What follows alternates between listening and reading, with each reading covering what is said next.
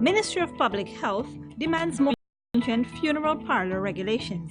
CDC distributes hampers to flood victims. In the region, Bolivia post-election clashes turns deadly, and internationally, UK political leaders clash in campaigns bid.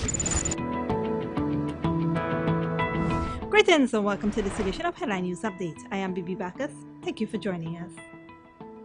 The Ministry of Public Health is demanding that funeral homes in Guyana comply with new regulations that aim to improve the health and safety of employees and visitors of the establishments. More from Esther Sobers. To date, of the 14 privately owned funeral parlors in Guyana, only one is authorized to store dead bodies. That's according to one news source. This was disclosed yesterday at the Ministry of Public Health training exercise for private and public mortuary operators at the Grand Coastal Hotel, Lee Reservoir near East Coast Danrara. It was also disclosed that funeral homes across Guyana will be required to have different units in their mortuary to store decomposed bodies. According to Chief Medical Officer Dr. Shamdeo Prasad, the health risks are greater when dealing with human remains that are in advanced stages of decomposition. Prasad also raised the issue of cross-examination being rampant. Furthermore, it was noted that if the facilities do not meet the regulations as prescribed by the Public Health Ministry and Environmental Health Department, or if they do not pass the annual inspections, they can be shut down or their license revoked. For Channel 2 Headline News, Esther Sobers. Thanks, Esther. Acting in her capacity as the chairman of the People's National Congress Reform, Valda Lawrence made a monetary donation to the owner of the Durban Street Guinness Bar and Restaurant, Troy Mendonza. The donation was given to assist Mendonza in rebuilding his business following the fire which severely damaged his business on Monday evening. According to Lawrence, Mendonza has contributed to the lodge community greatly over the years. She has encouraged him to remain steadfast as he rebuilds his business. Mendonza thanked the PNCR and the Georgetown District for the donation, saying that he will forever cherish the acts of love from the organization. Following days of flooding due to unusually high spring tides from the Atlantic, the Civil Defense Commission has sent some aids to flood victims on the coast. Here is more from Esther Sobers. The Civil Defense Commission donated hampers to residents affected by the high tides and floodings over the weekend. On Tuesday, the CDC held meetings to discuss a disaster response to the flooding in residential and farmland area along the coastline in Region 2, 3, 4, 5, and 6. The CDC traveled to communities from Danzig to Fairfield as well as to number 28 village, West Coast Berbice, Mahaika Berbice, to assess the damage caused by the high tides. The CDC and its partners are seeking both short and long-term solutions to alleviate the effects of flooding, particularly since more high tides are expected over the coming days. Persons affected by flooding are advised to take all necessary precautions to reduce health risks and to minimize damage to any property as the high tides are expected to continue. For Channel 2 Headline News, Esther Sobers. Thanks, Esther. When we return, Bolivia post-election clashes turn deadly and UK political leaders clash in campaign bids.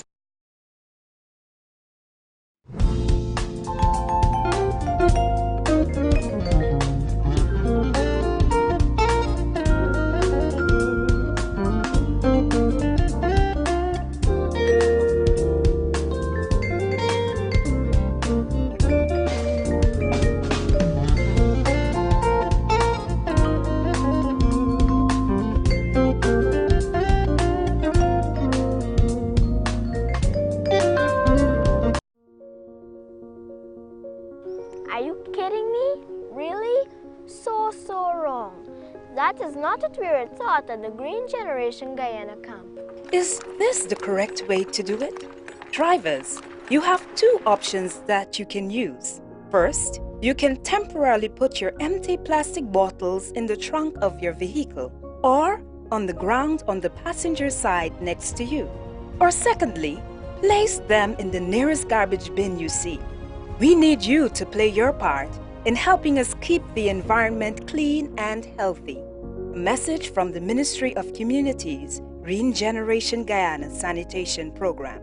For more information, please contact us on 592-227-2605, or you may find us on the World Wide Web at www.moc.gov.gy.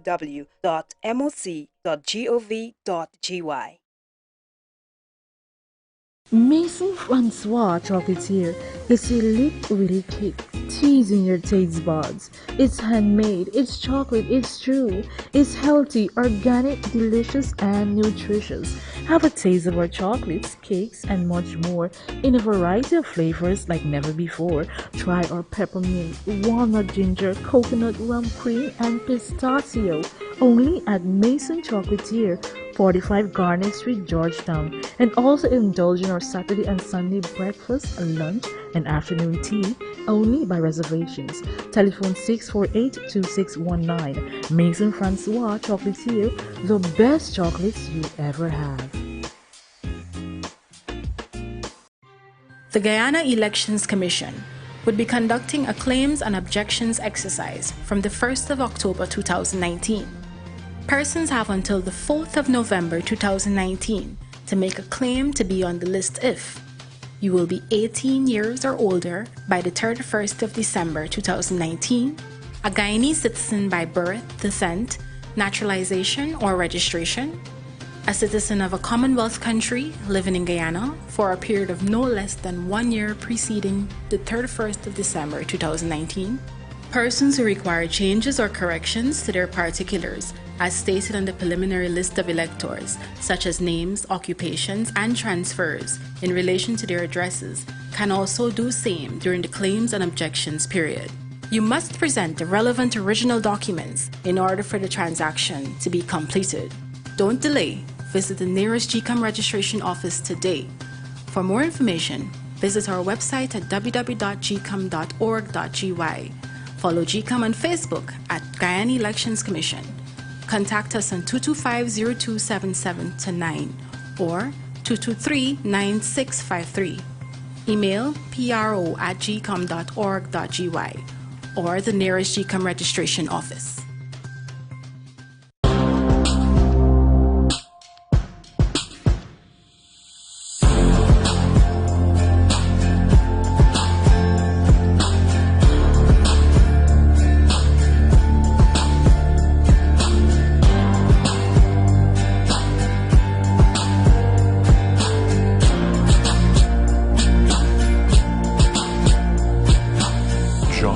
Styles. Simply different. Kissoon's Furniture. Mega sale! 6 days of savings. And I'm talking mega savings on office furniture, outdoor furniture, bedrooms, dining rooms, living rooms, and carpets and mattresses. Sale starts October 26th and ends on October 21st at all branches. It's Kissoon's Furniture. Mega sale! A Guyanese business for Guyanese people.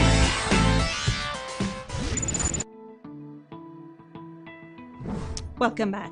In the region, Brazilian President Jair Bolsonaro threatened on Wednesday to cancel the license of Brazil's largest TV network, Globo, accusing it of villainous journalism after a report connecting him with a former police officer accused of killing a Rio de Janeiro city councilwoman last year. President Bolsonaro has denied any connection to the case, saying he was in Brasilia the day of the murder, voting in Congress where he was then serving as a representative. TV Globo's report also said Bolsonaro was in Brasilia on the day of the councilwoman's murder. At least 2 people have been killed in Bolivia in clashes between supporters and opponents of President Evo Morales. Tension has been running high for the past 10 days following the disputed presidential election results. The Organization of American States will start an audit of the results on Thursday to decide if the polls should go into a second round. The official results give the incumbent Evo Morales a big enough lead over his nearest rival, Carlos Mesa, to win outright in the first round. But many Bolivians say they are suspicious of the initial vote count, which was surprisingly interrupted for 24 hours on elections night. And internationally, campaigning has begun in the British Parliament 1 day after members of Parliament voted in favour of a snap general elections. Al Jazeera's Nuvi Barker reports. After months of political inertia, a feeling that, for better or worse, things are starting to move, with Parliament backing an election on December the 12th. 6 weeks before the Prime Minister and his opponents battle it out at the ballot box, they faced off in the House of Commons. Boris Johnson's framing the election around the economy and delivering Brexit. Leadership means standing up for the people of this country and standing up for our economy and for our wealth creators. And above all, it means getting Brexit done and ending the dither and the delay. The opposition Labour leader said the election should be about protecting public services, including Britain's revered National Health Service. People have a chance to vote for real change after years of Conservative and Lib Dem cuts.